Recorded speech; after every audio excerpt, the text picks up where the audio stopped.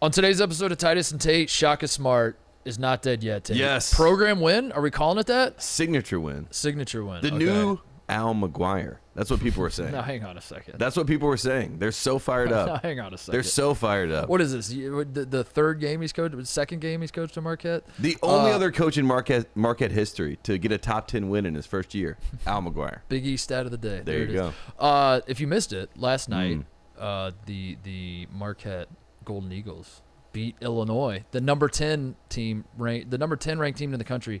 Illinois Fighting Illini. Very ugly game, but it doesn't matter. At the end of the day, Marquette won, and that's all that matters. And Shaka Smart, again, not dead yet. He's in Illinois. You have an excuse. Kofi didn't play, so both sides win. We're going to talk about that, but we're also going to talk about UCLA basketball is back, Tate. Yes. UCLA basketball is very much back. In fact, UCLA basketball was already back, so they're somehow even more back than they were after going to the Final Four last year. Yes. Pauly Pavilion is back. Johnny Juzang back. Jaime Jaquez Jr. Triple J back, here to stay. Mick Cronin memes. Like I found myself as UCLA's pulling away in overtime. I find myself on whatever shitty version of Photoshop I have on my phone, where I'm trying to edit Mick Cronin's face on various things. And then I'm staring at it. And I'm like, no, that one doesn't work. Delete that one. And it's just good to get the juices flowing again. UCLA is legitimate. They're great. They're going to be good this year. They just beat Villanova this weekend, so we're going to talk about that a little bit. And they also are playing Long Beach State right now in a very tight game. So we're going to also address that at some point, but we're going to enjoy the spoils of UCLA basketball. We're going to monitor that situation. Another thing we're going to monitor is Drew Timme, who may or may not have already locked up the National Player of the Year award in the eyes of many after what happened in Spokane, Washington, when Gonzaga beat the hell out of Texas. I was about to ask you something. We'll just save it for the show. We're going to save it for the show. We're going to talk about Texas Gonzaga. Great weekend. The weekend delivered in a way that we really hoped it would. Having these two massive top 5 matchups. They were both awesome for different reasons. We're going to talk about them. We're going to talk about Marquette beating Illinois. See what else comes up. Yes. But first, Woody Durham.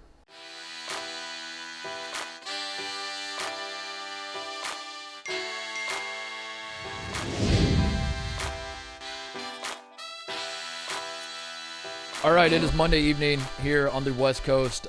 We are watching, as we were recording this, UCLA, I think they just pulled ahead by 10 or so. They were up like 3 at half on Long Beach State, which is hilarious because I was ready to be shot out of a cannon for the show about how UCLA is the best team in the country. Yes. And to see Pauly Pavilion back rocking and all that. Let's just save the UCLA stuff. I just wanted to timestamp it because as the show, this was a Lee Corso not so fast moment for us. Yeah. But as the show goes on, we are going to monitor the situation going on in Pauly Pavilion as we are recording. We haven't lost steam, but we're going to talk about the Big East Big Ten showdowns before we Let's get there. do it. The Gavitt games on our networks, by the way, Fox Sports 1. Company men. We're going to talk about Marquette beating Illinois because this was the story of college basketball tonight, certainly. And is probably the upset of the year, I guess, so far. The number 10 Illinois goes down to Marquette. I'll say it. I'll start out with the bad, which was the game was ugly as hell. The game was absolutely it was fun to watch. It was definitely fun to watch. It was just a very ugly game. It was entertaining. It was very entertaining. Illinois was throwing the ball. Bo Borowski was also officiating this game, so you can imagine there was lots going on in this one. So that was always fun. Illinois scored one. We'll talk about Marquette in a second, but to me, like, I was just pulling my hair out. This was more Marquette fans hate us, don't they? They do. They want us to talk about Marquette, and immediately we're like, what's wrong with Illinois? What's wrong with Illinois? I think they hate us because that one year I was leading the charge that Miles Powell is better than Marcus Howard. And, it was a Marcus Howard. We were saying that he was a gunner. He wasn't impacting the game. He was actually taking shots away from his teammates. Meanwhile, like every other gunner that's existed in college basketball, we love. Johnny Juzang, we're just gonna we're gonna. So that's kiss on his us. ass We're gonna tap our chest. But anyway, in all seriousness, Illinois kind of was the story. Number one, because Kofi Comer didn't play, so it was interesting to see how much would he have affected the game, not affected the game. I'm going to imagine that he would have had some sort of effect on the game positively for Illinois. Well, if you're Illinois, you hope so. You talk yourself into that. But the real reason I want to talk about Illinois is because I was screaming at my television that Brad Underwood did not call a timeout at the end of the game. I have no idea why he didn't call a timeout. I'm not a guy who says you definitely call a timeout in those situations or definitely don't. Roy Williams, your guy, your coach, your ball coach for the rest of your life, forever. He doesn't call timeouts in those situations. I understand why you got to trust your team. I understand why you also got to trust your team. Also, you don't want to let the other coach draw up a defensive strategy. But when Andre Curbelo has the ball, Tate, he is 4 for 18 in this game. He had a really tough game. He has 6 turnovers, 7 turnovers, whatever it is. They had 26 as a team, so he contributed a lot. Illinois has scored 1 point in the final 5.5, 6 minutes of the game. And Curbelo got a lot of shots. Got a lot of shots. And Curbelo has the ball, and there's like 15 seconds left. After watching what had transpired up to that point, why in God's name, if you're Brad Underwood, would you believe that your team could now figure it out on their own? After everything that you've seen for the last 10 minutes of play, why are you now like... And the possession before that, Trent Frazier was bringing the ball up, and I love Trent Frazier, That's the kiss of death. That's the kiss of death. Anytime Tate says it, I love. That's the kiss of death. He gets ripped at midcourt, and that is the go-ahead basket. That was an and one, missed the free throw, so they only go up 1 point. But that literally had just happened, right? Yeah. That was the possession before. So if anything, that just happened. You say, look, we're not even sure-handed bringing the ball up the court. We definitely need a timeout, but I don't know. I don't know. So you're the Illinois guy. You're the one that loves Illinois. Explain to me. I love redacted. What is Brad Underwood thinking in this moment? As Illinois, that was the worst game Curbelo's ever played. Absolutely, I agree with that. And he's like, why not call a timeout and just be like, guys, fellas, you haven't been able to figure this out on your own. So here's what we're gonna do. I'm gonna draw up the play. We're gonna try it this way and see what happens. I think it's a lesson to be learned. I'm hoping that was what Brad. We know coaches do this. College coaches, they like to see their players either sink or swim. And I think he was not going to throw them a raft right now. You know what I mean? This early in the season, he wanted them maybe to be humbled in this game. So that's the only thing I can take away from the most important thing to Brad Underwood wasn't winning or losing. It was going into the locker room and being able to point to Curbelo and say, I trusted you. Yes. And I will continue to trust you. You're my guy. You're my guy. I will go down with the ship. Win or lose. Win or lose, you're my guy. But tonight, it's a loss. Just for the record. Yeah. If I was Brad and I was saying that to Curbelo, I would be sure to add that on the end. I'd be like, win or lose, I'm going with you. But just so you know, tonight was a loss because of you. He is the violinist on the Titanic, and he's playing happy music as everything is going wrong. You know what I mean? That's what Brad Underwood's trying to do. He's trying to keep these guys positive. He's saying next time we figure this out. And they do have the built-in excuse of Kofi Coburn being over on the bench. Yeah. So I think that plays a part into this. But Curbelo being off the ball was strange. But they couldn't even trust him with the ball. Are you saying when you say build an excuse, are you building the manufactured adversity narrative here? Are you saying that Brad Underwood didn't call timeout because here's what I'm building. It was a strategic loss? Is that what you're saying? Later in the season, when the committee's looking at the resume of the Fighting Illini, one, it's going to help Marquette's resume. It counts for Marquette, but it doesn't count for Illinois. Exactly. Okay. Exactly. And that's how it's going to work. Shock is going to get the top 10 win boost. Illinois is going to get the Kofi didn't play in this, so they were a different team then. And they'll be okay. Great call. This Marquette team, how much do you believe in them moving forward based on tonight? Because I don't know if again, very ugly game. I think in the Big East, right, believe in is they can be the number 2 team in the Big East, right? That's the fight? That's the fight that we're going for, number 2. If we're going to pencil in Villanova, which I think they look like a Final Four contender. Villanova's number 1. They always are. So Marquette, are they really in that race for number 2? I think so. I thought going into the season, Xavier was going to be the second best team. They have looked a little shaky. They're going to beat the snot out of Ohio State this week. Ooh. I promise you that. That's you told me 99%. I'm 99% sure Ohio State's losing. You're giving me the Charles Barkley guarantee. It is. That is not even me being a pessimist about my alma mater. Xavier's going to beat the shit out of Ohio Looked great State. against Bowling Green tonight, by the way. Yeah, the Buckeyes did. Yeah, that was great. It's going to be short-lived because Xavier's going to beat our brains in. I thought Xavier, but Xavier's been a little rocky to start the season. They haven't looked awesome. St. John's is in the mix, I think. Jim's Johnny's our guy Jim loves the Johnnies. And the Johnnies are playing. The Johnnies are in the mix. They're playing Indiana. The Hoosiers. I know, they're playing the Hoosiers. UConn. Mike Woodson against the New York team. Yeah, that's right. That's right. UConn is certainly in that mix too. Yes.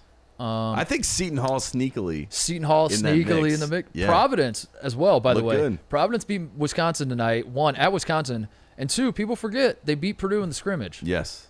Providence, I think every player on the floor fouled. I like that the secret fouls. scrimmage. Yeah. It's still in the back of your mind. That's good. I'm never going to forget that all season. If every time Purdue loses a game, I'm going to come into the show and be like, "You remember that Providence? We knew this was coming, Tate. But the writing was on the wall when they lost to Providence." It was Providence. But yeah, you're right. Like that is where we find ourselves in the Big East. It's obviously Villanova. Then there's a whole mix of other teams where that in Georgetown, we should say, not included in that mix. No. Losing to Dartmouth to open the season. Get Georgetown. Shout out to the Ivy League, though. The Ivy League, they did not play last year, and they have come out hot. Like, all their teams are coming out, and they're trying to make a message. So, I like that. There you go. Well, Dartmouth. Brown, beyond Princeton. Yeah. Oh, I see what you're doing. You're just Brown saying, looked great. Brown looked great. There's something to the Ivy League as a whole. The Ivy League's better than people think because Brown gave From Carolina. what I've seen. Yeah, Marquette, why not? They could be in that mix. Daryl Morcell is... that's what I'm saying. He could be my first God. team, all Big East. He could be in the He'd conversation. be Big East Player of the Year, dude. For real. 21 points in this game. He's the best defender in the league. He is going to be Marquette's best scorer. Still wild that Maryland let him go. As I watch him on Marquette, it still shocks me. And it's wild that there's no explanation as to why or how.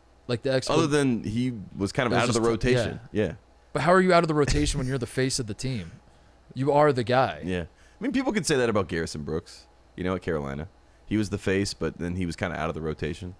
So he moves on. That's true. I don't like it. But also, Morcell obviously played. He was the Big Ten Defensive Player of the Year, so he obviously was comfortable playing Illinois too. So he's 5-1 now against Illinois. Yeah, so 5-1 in his career against Illinois. So that was a factor in this game as well. Yeah, he knew those guys well. I mean, and it showed. Oh my God, Illinois was horrendous. Are you worried about Illinois? I'm a little bit worried. I know Kofi didn't play, but still, just the way the guard, you would expect. Curbelo to me has always Frazier been steady. Yeah, that's what I mean. He does not look steady right now. And I don't know if it's because he doesn't have, the Kofi 1-2 punch, the pick and roll offense with Kofi. But him playing shooting guard also, playing off the ball was a disaster. So, if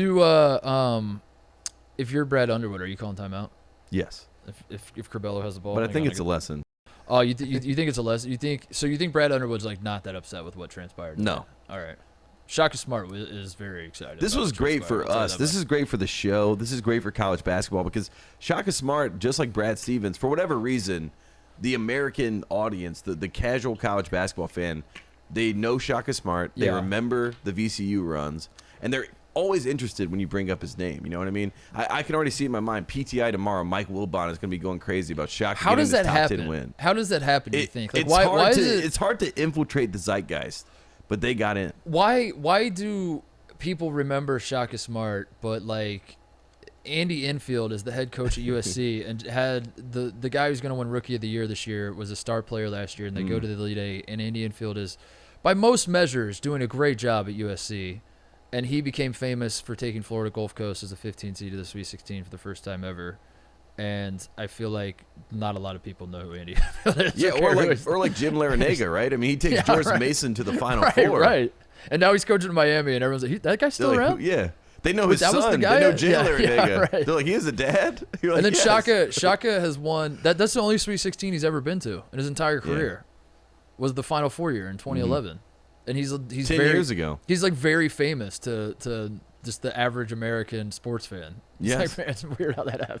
I think that he just got coronated as the next guy. So everybody's just been – it's kind of like Lane Kiffin a little bit, Like everyone's kind of waiting for him to have this great success or kind of to figure it out, and he gets all these opportunities, and they just keep coming up. Like Shaka, if it doesn't work out at Marquette, he's going to get another job. He'll probably get the Georgetown job. Or the Maryland, you know what I mean? He's always going to get another shot. You can talk yourself into Shaka. Because in 2011, he went to the Final Four. Exactly. Yeah. And now he's the next Al McGuire, I heard someone say. Let's be honest. I mean, that's what people were saying. And let's be honest, his last name is Smart. So you talk yourself into it. That is true. And he reinvented himself with the hair. Exactly. The hair looks awesome. The hair, it feels like a brand new guy is out there coaching. It's the equivalent of Joe Harris getting the big arm tattoo and just And the man can recruit. Yeah. At the end of the day, Shaka Smart's going to get 5 stars. Especially at a Georgia school. You feel Marquette's in a healthy situation right now. I mean, this man was slapping the floor. I saw that. Come on. Slapped the floor. Then he started sliding down the side. He's doing defensive slide drills. And this is right where Wojo was. Yeah. You know what I mean? Wojo was just right there, and he's like, I'll go harder than Wojo. Yeah. I'll out Wojo. Yes. How about that? So if you're a Golden Eagle, you're excited. Do we have an update on UCLA here? Let me check the score here because I'm ready to pivot to UCLA talk. They're up 10. Nice. All right, they're gonna win. We're fine. All right. Initiate the UCLA love. We're good. Pac-12 update. Pac-12 update. Initiate the UCLA love. Let's talk about UCLA Villanova, which was the game of the weekend, the game of the year. This felt like a Final Four matchup to you, an Elite Eight matchup. What did this feel like to you? Is this the first Final Four game or the second Final Four game? You know what's funny? We joke about that all the time. Like, what does it feel like? What is the level of this game? And I almost did it. I almost did it myself. I'm watching this game, and it's going down to the wire, and I'm like, man, this feels like it's going to be the Final Four game. And I'm like, I am who I am laughing at now. I've gotten into this, whole thing. But Villanova, even though they're 1-2 right now, right? They looked the part of a Final Four contender. They have the right pieces. But UCLA answered the bell, and I think that was the big question going into the season. We got the NCAA tournament run, but we never saw them really do it in the regular season before. Can they handle the hype? Can they deliver to this crowd that's chomping at the bit? For a team that brought back a lot of guys we all know, and for a team that we saw a lot of, there were an alarming amount of question marks about UCLA coming into the season. And I wouldn't say that every question was answered by one game against Villanova, but I feel better about it, Tate. Absolutely. I feel better about believing in UCLA because, as a reminder, I was wishy-washy, but then I finally settled in. I'm buying the hype. I'm back in. I will say, Pauley Pavilion, it didn't sound that loud because I think ESPN just turned down their microphones a lot. They've messed with the mixing where the rims are loud, aren't they? They have microphones on the rims. Yeah. Oh my God. They've done that with the uprights on football. Those doinks, I think the Bears, the double doink, really changed. More doinks. Yeah, we need more doinks. America loves doinks. I think they're doing that to the rims now too. And then they turned down the crowd noise. But Pauley looked like it was rocking. Pauley looked legitimately like it was rocking, which is hilarious because it looks like there's nobody there for Long Beach State. Well, you know what I mean. You pick your battles, and I think Jay Billis. He kind of captured the moment. He said this was the loudest he's ever seen Pauley Pavilion, a guy that, we've been around Pauley a lot. But he's from Southern California, too. Yeah, exactly. So he knows the drill. And the fact that he was reacting that way and saying this was a moment for UCLA basketball. And I was on the East Coast. I was watching this game at 11:30 at a bar, and I told you this. Not that many people you would think, care about UCLA basketball, but by halftime, Johnny hits that shot going into halftime. The casual fans in the bar, they're perked up. Second half, Johnny gets hot. Everyone's invested. Everyone's watching this game, and I'm thinking to myself, UCLA can capture the people this year. You know what I mean?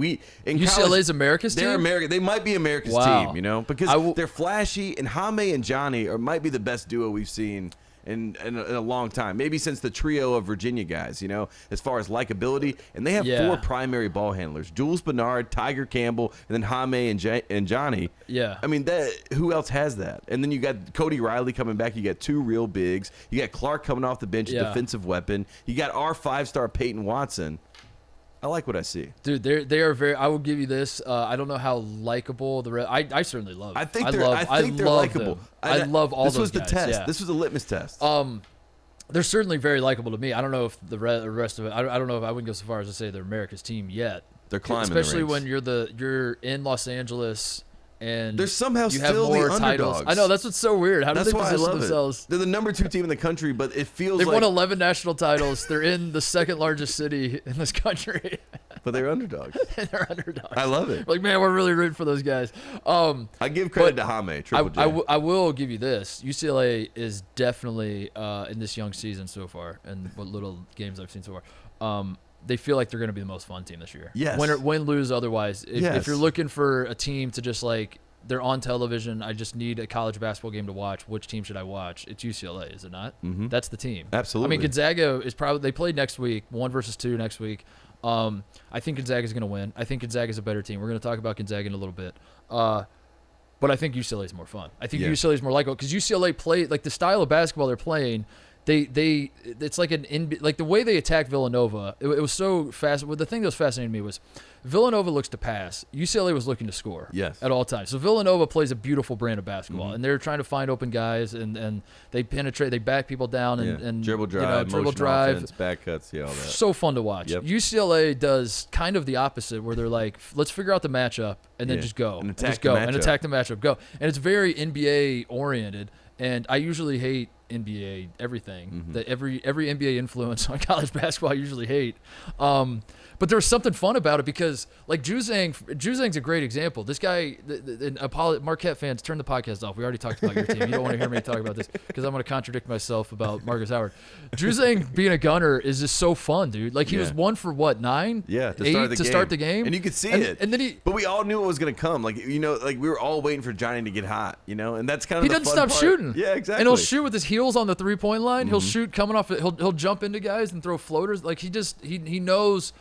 He falls into the gambler's fallacy that Brad Underwood fell into, where everything, if things go wrong enough, eventually they're going to go right. Yes. And that's what Brad Underwood thought tonight too. He's like, we've screwed up 30 possessions it has in a row. To work this time. It's going to work this time. Yeah. That's how Johnny approaches basketball. He's like, I've missed the last 8 shots, which means this one's definitely going in.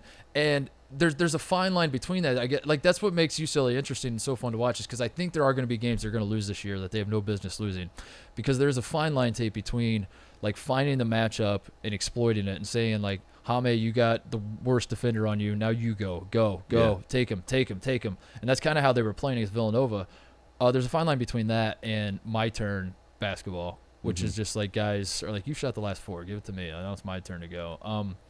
And I feel like they're still a candidate to dip into those waters. And I'm a little worried about that. The one thing that I think that they have to make sure that they don't fall into the trap of, which is letting Johnny Juzang be the primary ball handler that brings the ball up. Yeah. That is not who Johnny is. And I know that's what every NBA scout, and that's probably what people are telling him. He needs to, bring that aspect of his game. But Jaime and Tiger Campbell are the 2 guys that have to be the primary ball handlers. And Jaime, you mentioned the NBA game. Here's a comp for you. Jaime reminds me of Jimmy Butler, specifically Jimmy Butler in the bubble. You know what I mean? With the way that he can get into the mid-range and the mid-post, and that is where he can thrive. And then he kind of controls the tempo. You know what I mean? I love the way that he plays basketball. And Johnny, he can be the steady kind of like get everyone in the set things up, and then Johnny can get hot in his own time. You know, Johnny's what I mean? Kobe. Johnny like really thinks he's pressure. Kobe. You know what I mean? He doesn't have the pressure of like getting everything set up. Tiger can do that. Jaime can do that. Jules Bernard can do that. Yeah. And I think that's what's so fascinating about this team, because it lets Johnny be Johnny. Yeah. And that's what America wants to see. That's what I want to see. Let Johnny be Johnny. Let Johnny be Johnny. That's what we want. Hawkins is so good, dude. He's so good. Tiger Campbell played really well too. That's another guy that, like, he's got the confidence. Finally. I think his name and his hair, and he was a 5-star, and he came to UCLA. Like, Iowa all kid. of that made me not necessarily cheer against him, but I was like, all right, let me see. Like, all right, let's see what you got here. And I wouldn't say he's been a disappointment in his career, not even close to that. But it was like, I remember when he first started at UCLA, it was like, I don't know. I mean, like, he's not that. He's not like, I wish I could talk myself into being more excited about him. Injuries early on. Yeah, he just kind of was like, floundering a little bit. And you kind of want to put him off to the side. And he reminded me against Villanova that he's very good. He's going to be awesome for this team this year. He's the 3rd guy, maybe. Yeah. Maybe and when we get to the tournament, you have to have that point guard who can set everything up. And Tiger is probably, if not the best, he's in the conversation of one of the best of, like, pure point guard. Here's how we have to get everything set up, and here's how we have to run things in a half-court situation. Can I ask you this? Is there anything about Villanova in this game that you took away? Because at the start of the game, I'm saying to myself, I mean, obviously it goes to overtime, so not much really changed, but Gillespie looked great. You know, Jermaine Samuels looked great. Slater is a lot of energy. I think he's kind of their X factor, quote unquote, as we always say. Justin Moore made some tough shots. Yeah. Villanova, I came away more impressed with Villanova than I was heading into the season. Exactly. To be honest with you. That's how because I feel. Villanova last year. Somehow both teams won in the PR of this. Yeah. Yes. And I think if you're a Villanova fan, you're telling yourself, and you're telling everybody on Twitter, by the way, that the refs screwed you too. Like the I mean, you know, it was a UCLA crowd. UCLA. It was the home cooking. Yeah. But they deserved that. They were blue blood. I mean, how often is Pauley Pavilion actually an advantage for UCLA? Like, give them something. But no, Villanova. My concern with Villanova coming into the year was defense. My concern was like just general toughness, just to be like, you know, a cliche comment. Slater's tough. Just to say, like, you know, like Villanova plays a very beautiful brand of basketball offensively, but with Jeremiah Robinson and Earl last year and Gillette, like all those guys, they could score the basketball. Tate, it was just like, can they get physical and get tough and when grind out games, like all that kind of stuff. And that's what this was. This was sort of a rock fight. Like Mick Cronin was trying his best to turn this into a classic Mick Cronin, like circa 2012 at Cincinnati basketball game. That was he wanted that. Yeah, yes. he definitely wanted that, but there was too much offensive talent on the floor to let that happen ultimately. But Villanova did get like pulled into like a sort of physical type game, and they held their own, and they showed me that they're every bit as good as UCLA is, even though they lost. And I don't know. So I believe in Villanova. But that's why we joked about it. It looks like a Final Four game because they had to play championship basketball, which is physical. You have to make good decisions. Like every possession matters. Is all of the cliches that you imagine in basketball. But that's actually what was happening in this game. You're calling it a Final Four game. It was a Final Four game. Not a national title preview. I think you don't want to go that far. That's what Wilbon said. He said it felt like the national title game preview. Which, there have been times where you do feel that in the season where you're like, this is like when Illinois played Carolina, you're like, these two are going to see each other again. You know what I mean? Mark that. 2012 Kentucky Carolina early in the season. John Henson. That felt like a national title preview. That was like, oh, wow, this is going to be the national title game. So I don't know if I got that feeling. I got a Final Four feeling. I can't go that far. We played in 07. We played Florida at Florida, too. Yeah. That was the national title. Yeah. Then we got our asses kicked, dude. So I think people thought it might be national, and then we got our asses kicked, and they're like, all right, never mind. Ohio State sucks. Well, also, they were a pro team, so it didn't count. That's not fair, dude. I can't believe they brought everyone back. That's so stupid. What else was I going to say about Can we just say Mick Cronin comes out in an Italian, like, perfectly tailored suit. Yeah. And Jay Wright comes out in just, like, a white Villanova pullover. Yeah. And quarter zip, was it? It was a quarter zip? Yeah, but talk about power moves. Mick Cronin. Mick Cronin knows. I mean, that was... Yeah. He got Jay Wright. I mean, I don't know how that all went down. I'm sure there was some back channeling that went on where I think Mick probably said he's not wearing a suit, but he showed up in a suit, and I think it got Jay Wright shook. How do we feel that gives you confidence in Mick? Because I was going to ask you, how do we feel about Mick in all of this? Like, Mick Cronin is in a unique position here now. Like, we love him on this program. Obviously, I've always loved him. I've loved to hire from day one. That UCLA. Yes, you were literally. I was the one sounding guy. The alarm. Yeah. But Mick is now in a position that is unfamiliar to him, which is like the eyes of the college basketball world are on his team, on him. We're watching him. Do you think what you've seen so far, is he instilling confidence in you? He not only do I have confidence, I think that Mick Cronin and this is gonna be crazy. I never thought I would say this. He kind of like there's two coaches that I have faith in making adjustments in game. Yeah. At both levels of basketball that I'm like they're like the best at it right now. Mick Cronin in college, in-game adjustments from defensively making adjustments, substitutions. I'm almost there. And then in the NBA, it's Ty Lue. Like that is like in-game adjustments, getting the matchups that you want. And I know that may sound crazy, but that's what I have faith in with Mick Cronin. Like he can in the game make the right adjustment. He can coach. Guy can coach in game. He's coaching him up. He's not doing what we saw Brad Underwood do tonight, which was kind of like laissez-faire, hands-off approach. Mick Cronin is making decisions in game that are vital, and he is playing chess, and it's fun to watch. And Ty Lue does You know what I love? Well. You know what I love about him is that he plays the recruiting game. He's killing it recruiting. Yes, obviously. Well, he's not. No, he is. No, I'm saying, but like he's doing what you got to do. Compton Magic. But this is what I'm saying. Watch what I'm going to say here, Tate. He's playing the Compton Magic game where he's itching all the right backs here in Los Angeles, and dropping the bags where they need to be dropped, and dapping up the right people and all that. But then he's also AKA Drake. Yes. He's killing it recruiting. But then he's also, you get a 5-star Peyton Watson who committed on the show. He's a friend of the program, Peyton Watson. People forget. Came on our show to announce his. You get Peyton Watson on your team. He's going to be a very important piece to this team moving forward.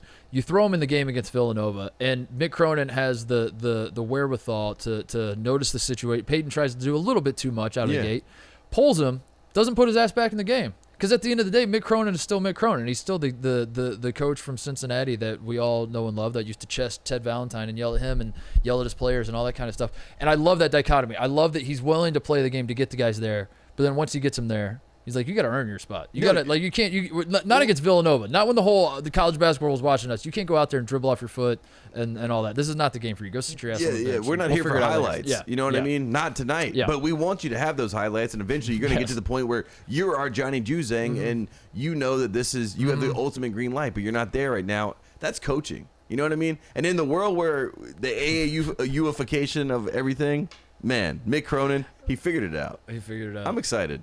I really was. It felt like I'm going to call it a a third place game. Remember when they used to have the third place game and then say tournament? That's what this felt like. That is exactly what it felt. This felt like a third place game where both teams lost in the Final Four to moral victories. Yeah, like very tough losses. But then they play. This is a third place game preview. Watching it on the East Coast. Last thing about this game. It tips off at 11:30 Eastern, as you said. I saw many people complaining about that. So many complaints. You experienced it as an East Coaster. They should just get over it, right? Like it was fine. It was fine. I've watched so many Steph Curry Warriors games starting at 10:30 in my life. You know what I mean? Yeah. On the East Coast, that 11:30 didn't feel that far fetched, and obviously there were games before that. So I came straight from the arena, went straight to the bar. The game is on, and it was like perfect timing. And bars close at 2 a.m. So the game basically wrapped up as bars were closing. Oh, that works out well. Then. Yeah, it was actually pretty pivotal. And then from the West Coast side of it, finally, we get the TV right, that's what I was respect like. us. This is what blew my mind. Was like people have been clamoring for Pauley Pavilion to matter again, for UCLA fans to show up, all that kind of stuff. But then you also want the games to tip off at like 4:30 p.m. local time. Yeah, you can't have it both ways. No, this is what it takes. If that's what it takes to get Pauley rocking, and like I said on the show on Friday, leading into the game, You want to make the argument that UCLA needs as many eyeballs as possible. West Coast basketball needs as many eyeballs as possible to like really have a real resurgence and get the whole country talking about it's important that they tip off at 4 East or 7 Eastern, 4 Pacific, so that way everybody can watch. Once upon a time, that's true. But I think we're in a position now where UCLA beating Villanova, even if people went to bed, you wake up, you see UCLA beat Villanova, that resonates, that matters, and that has everyone's attention. And if you want to get the youth to be, it's basically like late night television, right? For the people on the East Coast. That's true. I mean, and if Bill Walton's on a call at 11 o'clock, 12 o'clock, and he's, getting out there and acting wonky and talking about, solar power and why it's important that we have solar power and, you can't get rid of solar energy. And if you're like, what is going on? But it's Pac-12 After Dark, and it's good TV. What, I lied. I had one more thought. Villanova 6 deep. Are you concerned about that? They basically only played 6 games. Yeah, I know. I think Arcidiacono is going to start playing more. He played like 7 minutes in this game. Yeah. He's kind of the other one. Does that worry you in general? No. That there's Jay Wright's trying to win a title, and at the end of the day, they're going to have a 7-man rotation when they go for the title. So he's just trying. He's already fine. That's why we're joking about it being a Final Four game, but it was like that. That's how you couldn't play Peyton Watson and risk him. That's a good losing point. Possessions. Like you had to play your guys. And I will say that's a tally in the column for college basketball over the NBA, by the way. Because if this is an NBA game, Peyton Watson, and he's like this star rookie. Yeah, he's playing. He's got to play. You got to get him. Anthony Edwards. Like you're you got to work him into the road. You got to give him his touches and help his confidence and all that. College, we don't play that shit. Like, dude, you dribble off your foot, sit on the bench. And we're playing championship basketball at the start of the year. At the start of the year, every game matters.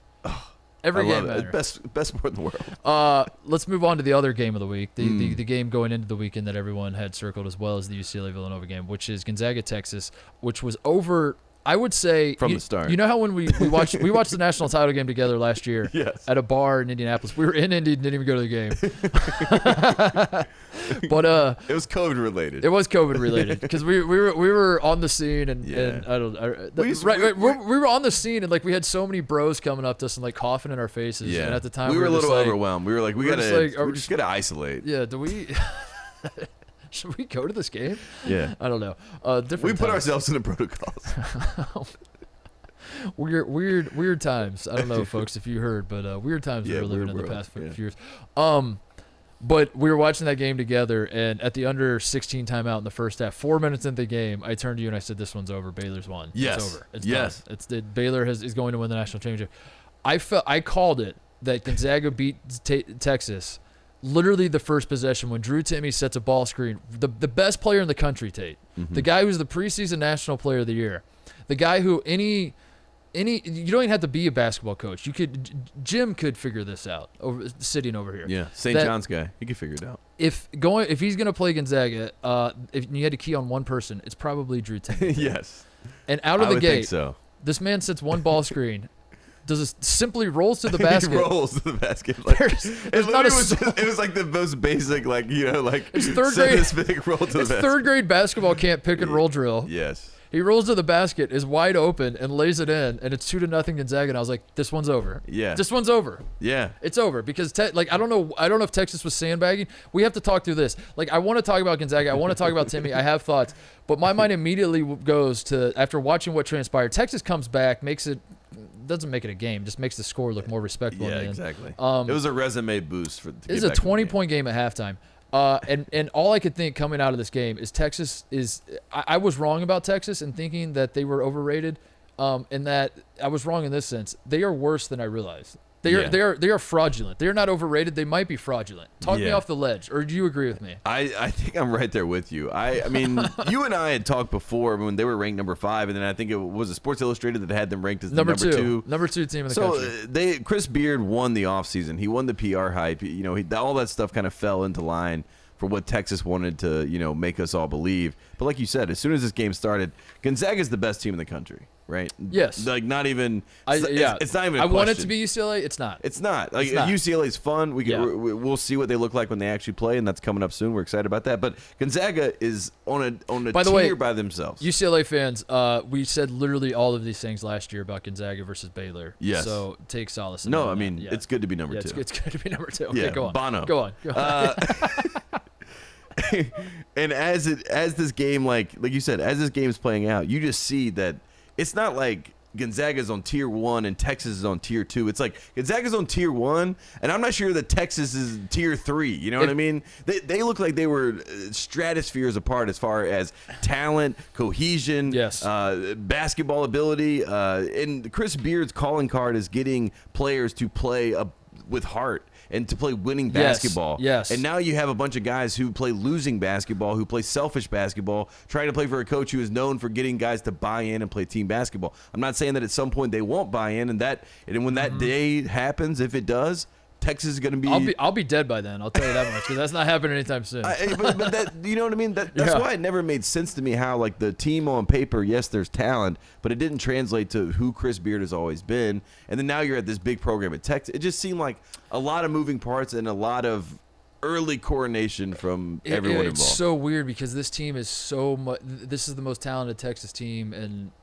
I don't know. Texas had a lot of really talented teams. It's hard to even say. But this is a very talented Texas team on paper. Yes, I understand on paper being excited about all the talent they have, but last year's team was so much more fun to cheer for at this point in the season, and so much like it felt like a team. You said it, the heart part of it all, like that. Like I was like gobsmacked at how much they were just rolling over, and they kind of. I mean, I guess you could make an argument they didn't, because they clawed back into making it. But Gonzaga game was over. Yeah, it was over. It was too much. Like the first half, like taking punch after punch in the mouth, letting Drew Timme do whatever he wants. He had 37 points in 38 whatever minutes. He wants. I mean, he's Christian Laettner 2.0. He is he's unstoppable. Listen, he's going to do this to a lot of teams. He's very, very good.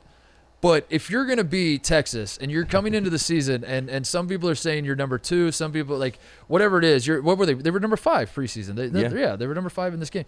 Now number 8. If you're going to have that much hype coming into this season, you have to show up in some capacity. You have to, like, you have to, like, when Drew Timme scores 13 of the first 17 points in the game or whatever it was, some part of you had, like, the switch has to flip on. That's like, this can't happen. Like, we're just not going to let this happen. Yeah. And I don't know what I mean by that. I don't know. I'm not condoning, like, punching him in the face. But, like, that's where your mind has to go. Am I going to punch this man in the face? I might have to. I don't know. Something to get to rattle this team and get them out of a rhythm. And they had, or at least try something different. Like, like they started doubling him, like, with 4 minutes left in the first half. It felt like. I know.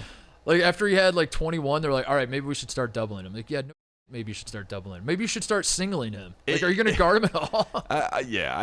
As you watch this game, I mean, it was a very uninspiring performance from Texas, and it didn't seem like a quick, easy fix. Yeah. Right? That's the thing with me. I mean, I'm watching this team. I'm trying to find out who Timme Allen is. He the guy? Like, then you Timme Allen, I'll give him a little credit. Like, he showed up a little bit. He showed up. Yeah, he showed up. Yeah, that's what I'm saying. Is he the guy? So we need to know he's the guy. Yeah. But then you have Ramey, you have Andrew Jones, you have the guys who were the. I mean, it's a very piecemealed situation. And then Marcus Carr, he's supposed to be I mean, you know what I mean? The Marcus Carr hater in me loved watching that. I was rubbing my hands together. It's like, thank God. Thank God. They just don't seem like an actual team. No, I think you hit the nail on the head. I think because I don't think this is a fluke. I don't think this is like Texas. Texas is going to win game. Talent's going to win out. Like they're going to be fine as they move forward in the season in that if sense. They buy in, but like I don't even know what that looks like. But what I'm saying is they'll be ranked all season. Yeah, I assume. of I don't course. know. Like I assume they're going to be ranked all season because they have so much talent. It might be like last year, where they're just like, ping ponging back and forth between like a contender and completely irrelevant. That's right. Yeah. Maybe because it feels that way. I mean, they last year they won in Maui. Yes.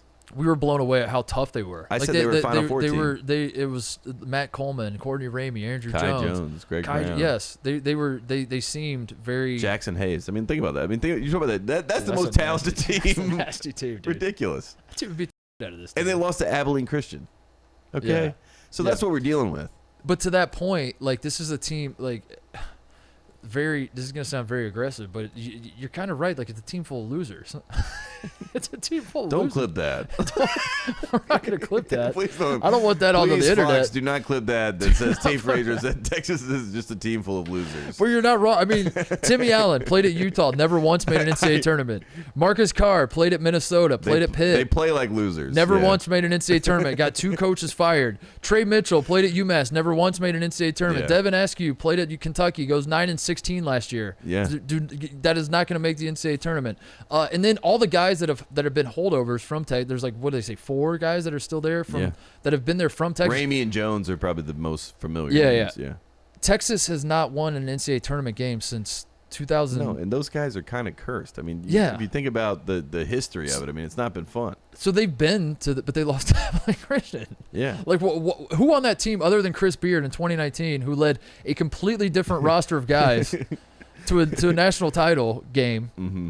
Who sitting on that bench can you point to and be like, that guy is definitely a winner? That guy knows what it takes to win at this level. I don't know. I don't know who the answer is. I have the answer. There is no one. There's no one. Unless things dramatically change. And Chris Beard is a good enough coach where I could see him getting these guys to eventually change, course. But it's not happening right now. They're definitely not a top 5 team. And I just don't know how we got to the point where they were recognized as so. My apologies. Avery Benson was a freshman on Texas Tech in 2019. Okay. He is now playing. He went to the title game. He is now averaging 4.5 minutes a game for Texas. Nice. 2 games into the season. So Okay. that's your guy. So play him that's more. Your guy. So play him more. That's the He's fix. the one winner. Put him in. Put him in, coach. He averaged 3.5 minutes on the 2019 Texas Tech team that lost in the title game. So there's your winner. Play him more. I don't know, but that was like. Apologies to Gonzaga fans who want to be very excited about their big win, but I came away from the Texas Gonzaga game just like blown Disgusted away. by Texas. Yeah, that's how I was. It was an abomination. Yeah. Yeah. No, I mean, and losers. Well, yes. Well, you know what? The worst part about it was that if you're Gonzaga, you only have so many games to get geared up for what you're going to see in March, right? Yeah. So this was almost a wasted game for them to really get a real test. Obviously you answered the bell. They have a lot of coming up though. Like they have other opportunities, but you're right. You only have so many opportunities. You only have 6 or 7 of these at most.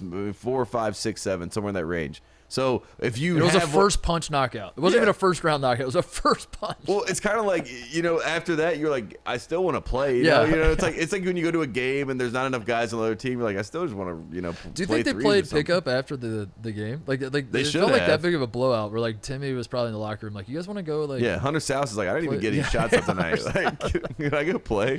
Guys, can I work up a sweat, please? For God's sake. Were you worried about Chet Holmgren, by the way? 2 points in this game. Yeah, I was. I wanted to talk about that. Yeah. Is Chet being MIA good or bad? I think it's exactly what I suspected the season was going to be, which is there's an alpha dog, Timme, and then I think if you're Chet, you're not the beta, you're not the number 2. You just got to be like the omega. You got to be like looming. You have to be always looming. You have to be omnipresent where people are like, watch out, Chet's going to be right there to block you. I don't want to drive because 34 is going to get a handle. You know what I mean? Yeah. He has to be active and involved. But this is Drew Timme's team. How many blocks does Chet average? I mean, it feels like 9. This man, 9 a game. He's going to average 9 blocks I a game. I don't know, but it feels like that. It is Timmy's team. I had thought that there might be a situation like Timme was going to lead the team in scoring, obviously coming into the season, but I don't know. I thought it could be like a Shane Battier, Jay Williams situation where it's like Yes. two like National Player of the Year caliber They're guys like that are competing just against like, each other to see who's going to win ACC Player of the Year and National Player of the Year. That's not going to happen. Yeah. It is 100% Drew Timme's team. Chet Holmgren is just, but they don't need him, and I think that's that's got to be freeing if you're Chet Holmgren to be like, my God, I'm the number one recruit in the country. I'm not even the best player on my own team. I also think amazing. I think it's sneaky good for Chet, NBA, because let's be honest, the number 1 and number 2 picks are already determined, right? Yeah. America's always Paolo Banchero or Chet Holmgren are 1 and 2. Yeah. And I think Paolo's now going to be the 1. So if you're Chet, you're kind of, you're like KD. Now I get to be the 2. He does probably think of himself as Durant, right? Yeah, exactly. Yeah. Let Paolo be Greg, and I'll be exactly. Durant. There you go. Yeah, not bad. I think Texas. I legitimately am worried about Texas. Not only, I think the biggest mistake that happened is I went to Austin and went to a football game at the University of Texas, and then I watched. The biggest mistake I've ever made in my life, and then I watched Kansas football beat Texas on the same night that Gonzaga runs Texas basketball off the floor. Yeah, it was a tough night to be a Texas fan. And like, I don't want to overreact to one game, but I think Texas basketball might be done forever. I think Texas basketball. I think Chris Beard. If he was smart, if I'm Chris Beard, I think I'm like getting a new. I'm doing what I did to UNLV. I'm doing that to Texas. I'm leaving right now. I'm 2 games in. I'm getting ahead of it. I'm getting out, and I'm going to tell you why. Because going to Austin, watching Texas choke their second game away in a row, like at that time, we went the week after they lost to Oklahoma in football when they were up big. They and were Texas up and they were was already back, celebrating. And, they were celebrating. They choked that away. Yeah. Next week, I'm in town in Austin watching them play Oklahoma State. Oklahoma State's very good football team. Still has like a backdoor shot at getting into the playoff, by the way, Oklahoma State. They're beating Oklahoma State. They're better football team than Oklahoma State. Same exact thing happens. They choke. They cannot score in the fourth quarter. They choke it away. Any other spot that I've ever been at in a college football situation, the fans are like just distraught to such extremes that they're just breaking shit and just like, it's like the entire week is ruined. And these people were like, you wouldn't even know if you would have shown up at the game and not known what the score was and watched people filing out of the stadium. I don't think you would have known whether they won or lost. And it dawned on me, Tate, the University of Texas is too cool. It is not an the Texas sports are no longer an athletic program. It's a lifestyle brand. Yeah. And Matthew McConaughey is to blame. This goes all the way to the top. Matthew McConaughey is the reason that Texas will never be back in anything. And that's my oh my losers. Here's something They're else. all losers. Yeah, here's something else you don't want to clip out. You attacking the Minister of Conduct at the UT Austin athletic department. Yeah. But I'm telling you, that's the vibe I get. Is like they care more about vibes. They care more about. They're too cool for school, and they also it's not live or die. It's not we talked about the Arkansas football fan. If you go talk to the Arkansas football fan, they expect to win every Saturday, and if they lose on Saturday, it ruins their week. It ruins their week, and that's how Texas is built. That's what the Southwestern Conference of Texas football was built on. The Mac Brown era of Texas football was founded on. That no longer exists, dude. Where did my country go? I don't think it's ever existed with Texas basketball. That's my worry moving forward. I think Chris Beard is going to continue to bring in. Kevin Durant lost to Nick Young in the NCAA tournament. Nobody cared. Yeah, exactly. Nobody remembers. Yeah, that's what I'm saying. Like that, how much hope can you really have when that happens? When Nick Young and USC beat you in the second round, how much can you really say we're destined for success in basketball? And we listed the team from last year. Last year's team on paper should have gone to the Final Four. No doubt about it. If last year's team wore Kansas jerseys, they're in the Final Four. Final Four. Yeah, maybe title. If they were Carolina, if that was a Carolina team last year, they win the title. They probably do. 100%. If Matt Coleman is the North Carolina point guard, they win the title. 100%. And that's not to say like it's Shaka's fault or whatever, but they have all the pieces, like the DNA of a title team. They had it last year. Yeah. And everything. They don't have it this year. If Texas would have been wearing Portland State jerseys. Yeah. On Saturday night, I wouldn't have batted an eye at what Gonzaga was doing to them. Yeah. If they were wearing Marquette jerseys, I would say Marquette looks horrible. You know what I mean? And guess what? Now I'm saying the opposite. Marquette looks great. Shaka Smart. He's the winner. Does he win the breakup? I think he did. I don't want to do it too soon, though, because I feel like Tom Brady, we all coordinated Tom Brady. Now Bill Belichick's coming back. So. I mean, Tom Brady won the Super Bowl, so I think it's fair to say that he actually. But he lost to Washington this week, so America's turned on him again. That's how quickly it turns. Do you want to talk briefly about Gonzaga beyond Chet? Like we kind of touched on it. My question to you is this: where do you were ahead of it in calling Drew Timme the next Christian Laettner? where do in saying it that way, that feels pretty loaded. You're a Carolina guy. Yeah, it feels like I'm not saying that I'm not saying that like he's gonna stomp on a Kentucky player's chest. You know what I mean? That's not what I'm saying. I'm saying Christian Laettner was dominant. Like, as much as I hate Duke and everything, Christian Laettner dominated games. Tyler Hansbrough dominated games. Like, that is the level of Drew Timme that we're going to see this season, where he already did it. 37 points in 38 minutes. We're going to have more of those performances, and he's going to be National Player of the Year unless people don't like him and there's some sort of other hot shot that we all want to buy in on, like Paolo. Yeah. Yes, so my question is, who was already getting the Trae Young treatment tonight? I saw during the Louisville Navy game. How can you talk about Duke during every game? Like, every game that ESPN has on, they somehow throw in a widget and then they show like icon of Duke, Coach K, Paolo Banchero, how many points he's averaging in their next 5 games. Like, we're any better, dude. We sit down here and talk about Illinois and Marquette. We're gonna spend more time talking about Duke tonight. I'm just telling you, I don't know how it works. Is Drew Timme, where do you feel like he falls on the hateability meter, the hateability chart right now? Because you say he's Christian Laettner. You say the way he does not win National Player of the Year is that people hate him too much. He's already hated, by the way. So, he's already hated. Exactly. But I will. I'm gonna defend Drew Timme. First, I'm gonna say that he does celebrate literally every single point he scores. Everything. Every single point. No, I mean he. You know, back in the day, my mom told me when I was growing up that when she played and she'd commit a foul, you had to raise your hand. Yeah. To the scorekeeper to let him know who it was. Yeah. And if you didn't, you get like a technical foul. Yes. And she was telling me about that, and I was like, "What?" Like, I'm looking at her like she's explaining Squid Game to me. She's like, "We used to have to." I was like, "What would happen to you if you didn't raise your hand?" And she's like, "Technical." Like, oh my God, what? Next time, ejection. Yeah. So that is Drew Timme when he scores baskets. Like, he's like, we don't actually get to put the points on the board unless I'm like, yeah, no, he's stashing, pointing, flexing. I mean, you can understand. I will acknowledge that, but I will say he doesn't. Maybe I'm wrong on this. This is my perspective.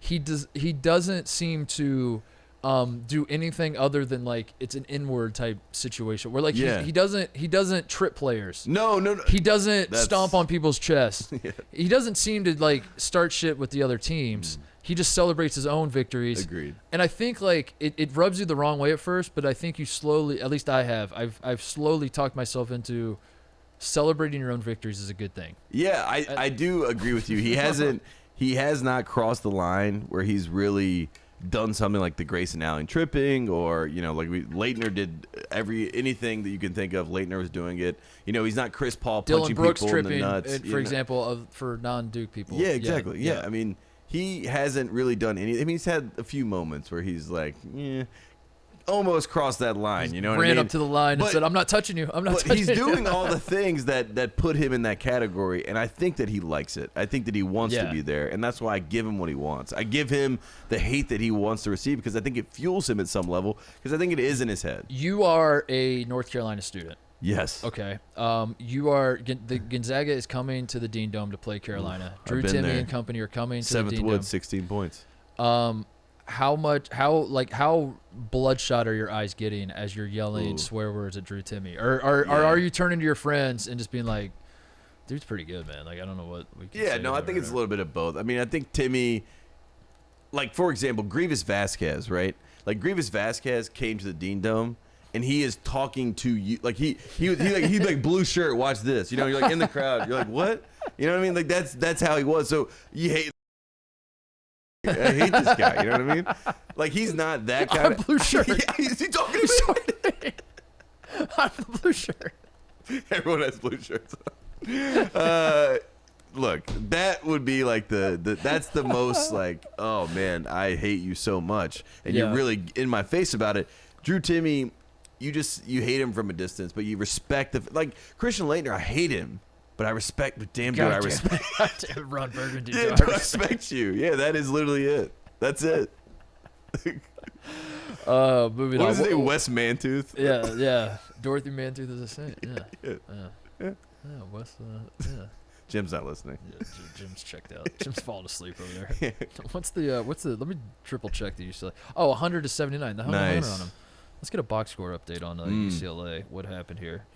Hawkes was 17. Juzang, 11 for 21, 25 points. Nice. He was 9 for 24 for 25 points against does Johnny Juzang have a chance at National Player of the Year? Yeah, I was going to say, my top 3 National Player of the Years right now are obviously Timme is number 1. I think he's got to be the guy. I think number 2 is Agbaji with Kansas, and I think number 3 is Johnny Juzang. I like this. You got to give your National Player of the Year updates. There you go. That's my top 3 right now. So my power Timmy's rankings. 1. Timme is 1. Agbaji from Kansas, number 2. And then Johnny Juzang, number 3. You want to talk about the Jay Williams, Shane Battier, like competing for? No, when you started and you were like, you want to talk about Jay Williams? I was like, well, I have lots of thoughts about Jay Williams. I don't think we need to get to that. I had this thought the other day. I was reminded of this the other day. Remember when Jay went on Bill's show and said that high school basketball has eclipsed college basketball? Yes, I was there. Jay Williams in my face. Just, I've never been so triggered. You know what I mean? Like I don't get triggered by things. Jay Williams over there just making bold declarations while I'm sitting there having to listen to it. I can't chime in. Bill's like, don't say anything unless you're spoken to. I'm like, shut this guy up. Like, turn his mic off. He said, I really believe at this point high school basketball has eclipsed college basketball. And Bill agreed. Bill's like, yeah. No, they started talking about it. I think I literally threw my hands up in this guy. He's like, my son's never once watched a college basketball game. It's tight. He's like, my son's always asking me, where's the Sierra Canyon game? Damn it. I forgot. I was going to say the Battier Jay Will situation. Yes. Could be Hawkes Juzang, where Juzang is in the running for National Player of the Year, but Jaime Hawkes is Pac-12 Player of the Year. I like that. Although, don't sleep on Will Richardson and those Oregon guards, though, by the way. Mm-hmm. Oregon was nasty. They beat the hell out of SMU. I like Oregon a lot. They're going to win Maui. I feel good about that. Mm-hmm. They have to win Maui. Mm-hmm. I think Oregon, please win Maui. I think in the Pac-12 is 3 teams that were really locked in. Because USC, we have to give more love to. USC is a force to be reckoned with, and as we know, they kind of own UCLA. At least we think they do. So, like, those 3 teams I'm always intrigued with. And when we get to the tournament, it wouldn't shock me at Sweet 16, second weekend, all 3 of them are there for the second weekend. And then you sprinkle in like like Oregon State was last year where they went on their little run. Maybe Arizona. It's Washington State. Maybe it's Arizona. State. Yeah. Yeah, I think Tommy Lloyd's going to make some noise. It's not going to be Stanford, I'll tell you that much. It's not going to be Cal. It's not going to be Cal. It's not going to be Cal. Cal. There's a lot of people trying to hate on the Pac-12, and we talked about it in the last episode, but just calm down. Dude, because let it breathe. West Coast, Best Coast, baby. But what would if UCLA lost that game to Villanova, it would have been panic. It would have been damage control. Yeah, we would have come in here with damage control. And I think the refs knew that. I think the college basketball world at large knew that. Yes. And we Caesar had Sportsbook knew that. Everyone knew that. We had to give a little foot wedge via the referees and via the crowd at Pauley. Pac-12 commissioner was in the building, sitting with Bill Wall. I mean, it was all. We knew what we were doing. Yeah, we knew what we were doing. It was good. It took us back to the old days when John Wooden used to play every NCAA tournament game in Pauley Pavilion and then win national titles and be like, "Am I the best ever?" And everyone's like, "Looks like it does." I think you are, John. Shoutouts, closeouts. Let's wrap this thing up. And get out of here. Man, I just want to shout out to Big Ten basketball, Titus. The Minnesota Gophers. I was with them this weekend. Ben Johnson. That's first right. year head Yeah. coach. I thought this was sarcasm coming. No, out of your this mouth. is real. I was excited because I was like, I can actually talk about a Big Ten team that's not really usually in my purview, but I learned a lot about this group. Ben Johnson is. I watched his practice. I thought he had a great practice. I really like Peyton Willis. What kind of coach is he? Players coach. He's a players coach. Okay. Yeah, he's cool. He's 40 years old. He was at Xavier for the past 3 years. Do you think he can do this? Like snap his finger like he's pack and dip, but he doesn't actually have? Yeah. Well, you know who was doing that, and he was pack and dip? Rick Stansberry. Watched his practices. I couldn't hear a word of what he was saying. I don't know how the players understand him.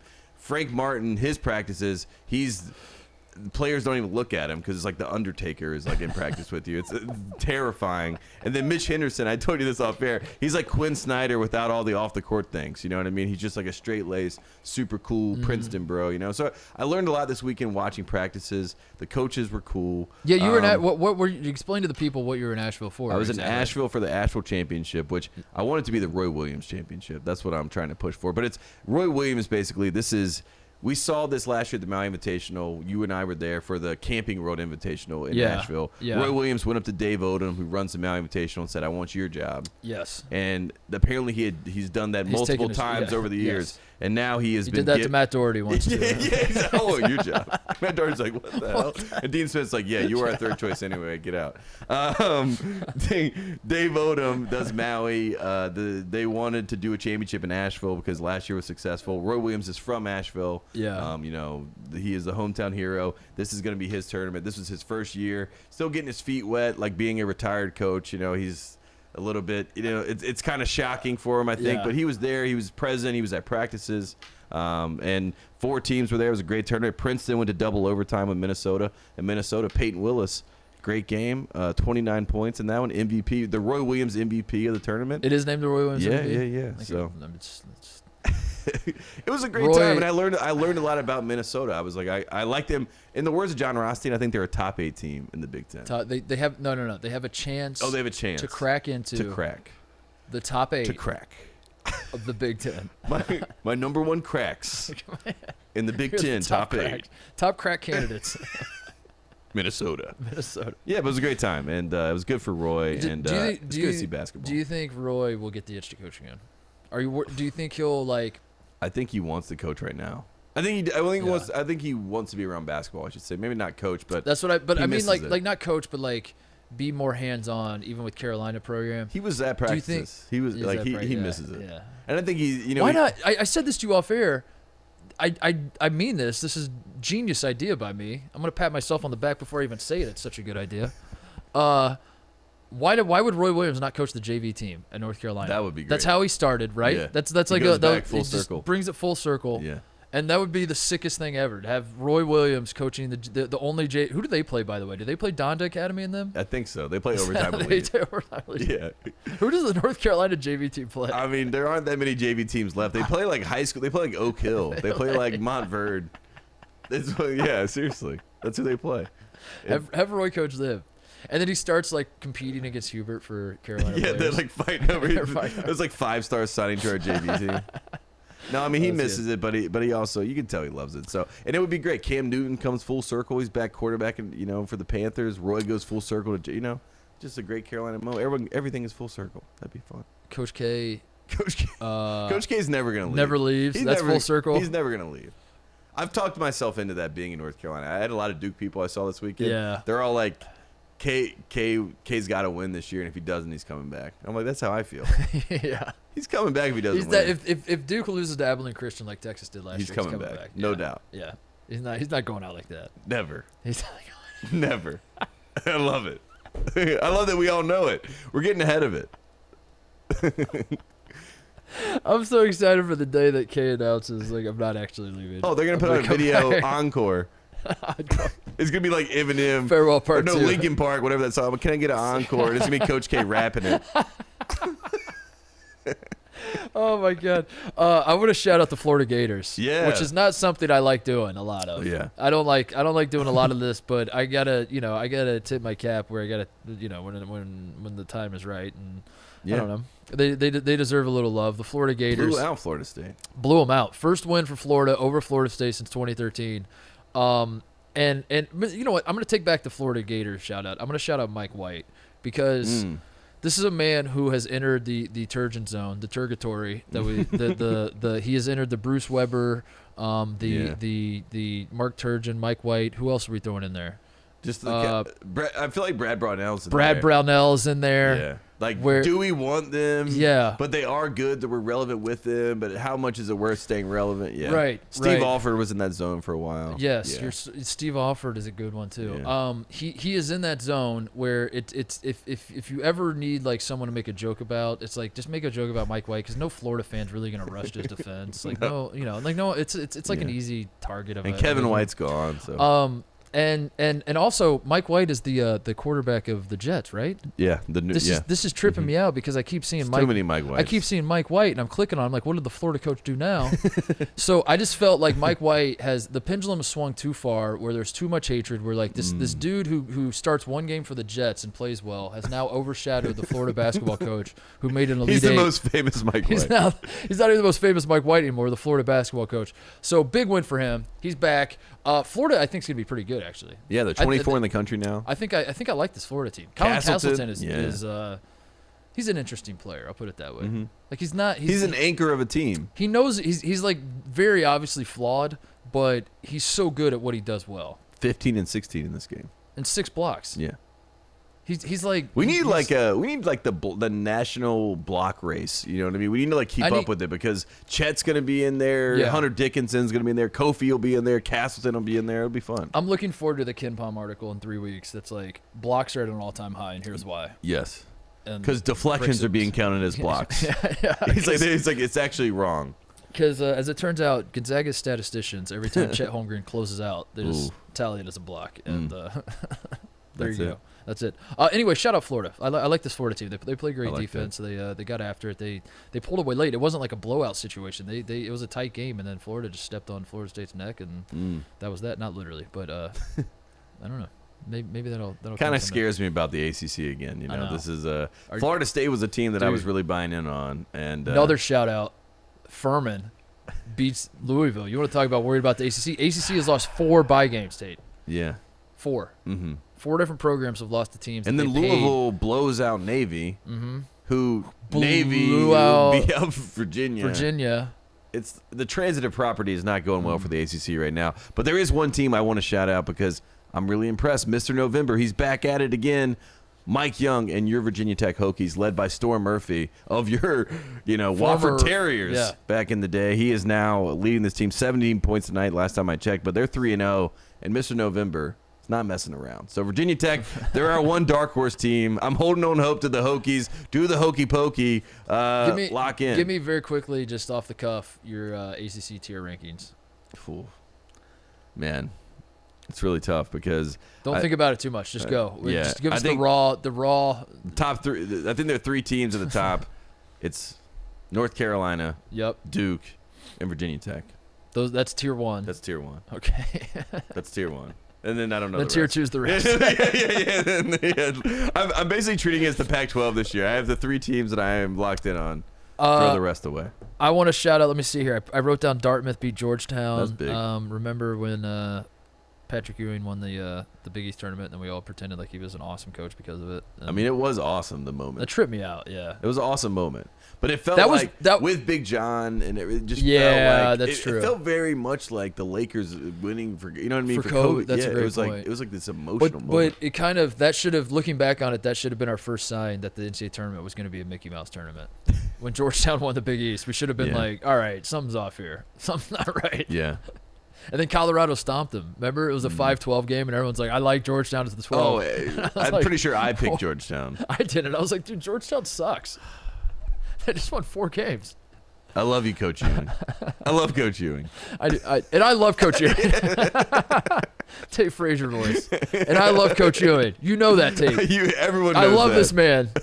What? I'm so worried. I'm still worried they're going to clip out us calling Texas players losers. I know. Jim would do that to it. Yeah, no, Jim's already cut it. Right, tweeted it from our account. He's put like devil horns. Tagged Texas men's basketball. He's photoshopped like devil horns onto Chris Beard, like like he did with Sister Jean. What other? I had a handful of other ones. I'll rip through. Oh, UMass beat the hell out of Penn State. Yeah, that that's caught my a good attention. That was a good win for UMass. Who do you think Brad Stevens cheered for in that game? Definitely UMass. He's a UMass guy. He's a masshole, but then Micah Shrewsbury, head coach of Penn State, was his former assistant. So it's like I wonder how much of a masshole was he, or is he loyal to his former assistant? I can see Brad Stevens coaching at UMass. Hometown team. Is that? Oh, Oklahoma State lost to Oakland. I want to shout out Oklahoma State. Yeah, yeah, Oklahoma State. The dream. So maybe this is the year that you don't want to go to the tournament. Yeah, don't go undefeated. Yeah. Try not going undefeated. Also, yeah. Just lose. Yeah, lose all the games. Send a message the other way. My idea was wrong. I said you should try to go undefeated. Do the opposite. Lose all the games. Give up on the season, and that sends. What message? I don't know, but it's a message for sure. It's a message. It's a good message. I got a KenPom subscription. I wanted to shout out KenPom. I meant to say that. That's some big news in my life. I meant to tell. I should have led the show with that. Megan Schuster, who we used Megan Schuster's login on KenPom for years. Yeah. And we love you, Megan. Thank you for making that. But now you're official. Now you have your. I don't have my own. Yeah, so I use the free version. So Sorry, Kim Pom. I put myself in a weird situation with it all because I loved mocking people who use KenPom religiously so much that I didn't want to get KenPom. I didn't want to be one of them, you know? Mm-hmm. Like, there's nothing funnier to me than, like, you know, like, if, like Illinois loses a game tonight, but, like, Illinois jumps up on KenPom, and then you have, like, people, like, Illinois fans would then say, like, that was actually good for us because, like, we went up on, like, there are a handful of people that, like, KenPom is the end-all, be-all, you know? And I found that preposterous. So I, you know, wanted to zig when everyone else is zagging and decided I'm never getting KenPom. I think it's just funnier to just mock the whole situation. And then I started going to KenPom a lot to make jokes about where people are ranked on KenPom. And it's super helpful. I mean, you know what I mean? Like I would be like, I wonder what KenPom says. Like I'm gonna. No, you're Mark Wahlberg and the other guys. You know, you're like trying to make fun of the kids doing ballet, and then you're actually turn into a really good ballet I worked dancer. myself into a shoot with KenPom, and then I was clicking on something today, and it was like, sorry, not subscribed. Sorry, not subscribed. And I was like, how much is it? I was like, how much is it? Yeah, and it was $20 for a year. Oh, for a year. And I was like, at this point, I have to do it. So that is, I've officially joined the dark side. And I just went on the free website. So here are your top 5 KenPom teams: Gonzaga 1, Michigan 2, Kansas 3, Purdue 4, Illinois 5. Still number 5. Still number 5. So good loss for Illinois. Yeah. All good. Brad Underwood knew what he was doing. He's like, it won't be affected. Our efficiency won't be, adjusted with KenPom. We'll stay at number 5. I gotta say, dude, I wish I would have got it earlier. And KenPom's pretty good. He's great. I'm gonna say it softly, so it's not like but it's good stuff, and everyone should probably. But there's those people in basketball. You should probably get a KenPom thing. But there's some people in college basketball or in like basketball that you're just like, those are names you're like respect, like Dave Tellup, Yeah. And you hear Ken Pomeroy, he's like the analytics guy that you lean into. So as much as we joke about it, we do. All right. Congratulations. All right. I got that scenario for you. You are walking outside to get into a car, and you have KenPom and Joe Lunardi and who else? Throw someone else in there. Numbers guy? Yeah, like Jason McIntyre. Jason McIntyre. All right. And you toss the keys up in the air. Who's grabbing the keys? Jay Merrick. No, I think no, Joe Lunardi or KenPom in a cage match. Oh, who are you taking? It's Lunardi. He's got the heart. I think Lunardi's the type to like bite his ear off. You know what I mean? Like we're talking about real celebrity deathmatch status. Lunardi versus KenPom. Lunardi also That's like a show. Lunardi lives in that bunker for like he doesn't see the daylight. Really, like he might have superpowers. We don't know what Lunardi has. Who knows All I know is that to? he created bracketology. Yeah. And I like when you can add any ology to something and then it sounds like a thing. What about Jeff Sagarin? You know him? I know like him, He's from Indiana. He does like he's like the KenPom of Indiana high school sports, but he also like does college. He has like a Sagarin ratings for college basketball, I think. Should we zag? We should be Sagarin guys. We should zag. We should sag. Sagarin guys. Everyone else is Ziggerin and we're Sagarin. Yeah. And I remember Dan Dockich calling a game one time. This was like 10 years ago, and he just casually mentions that Jeff Sagarin has like 13 to 15 cats or something. And it stuck with me forever. And ever since then, my idea of like who's putting these algorithms together. I'm sure Jeff was like, I didn't need that. He's like, whoa. He's like, yeah, I'm never bringing you to my house again. What the hell, Dan? All right, let's get out of here. It's late. I want to go home. Oh man, is there anything else? I think that's it. I mean, I'm excited to be back. College basketball. I mean, what a first week. I mean, as far as storylines, how often who's gonna say we're excited to be back more? Us talking about college basketball being back, or commentators talking about fans being back in arenas? Because I think that's gonna happen. We're gonna be looking up in February, and they're gonna be like, "It's good to be back here." And State Farm Center, Champaign, Illinois. And, oh, my God, isn't it great to have the fans back? Isn't it great? Oh, to be in the barn with the fans. Tate, a year ago this time, we didn't have fans. Yeah, you remember. Now we do. Now you remember? How great is it? Yeah. And they show us the flashback from last year, and it's like empty. They're pumping in crowd noise. We're real. It's real. It's happening. Shout out to the United States men's national team. Beat the hell out of Mexico. 2-0. Dos Sarah, bitch. Yeah. And suck at Mexico. That's it. That's my our final boy shout-out. Pulisic scored, right? Yeah, dude. I didn't watch it. He came off the bench. He had something written on his shirt because he knew he was going to score. Oh, that's my favorite. That's my And favorite. he scored and he won, and that was it. God, So love him. go USA. We played Jamaica on Tuesday. Yeah. Nice. Nice. Yeah, like it. If we lose, it's on Paramount Plus. So if we lose, no one talk about it or it didn't happen. Yeah. And if we win, we're back. We're winning the World Speaking Cup. of Paramount Plus, how did they lose Yellowstone? Did they really? Yeah, you watching Yellowstone? We got to get out of here. Let's talk off We'll talk air. about it later. See you guys.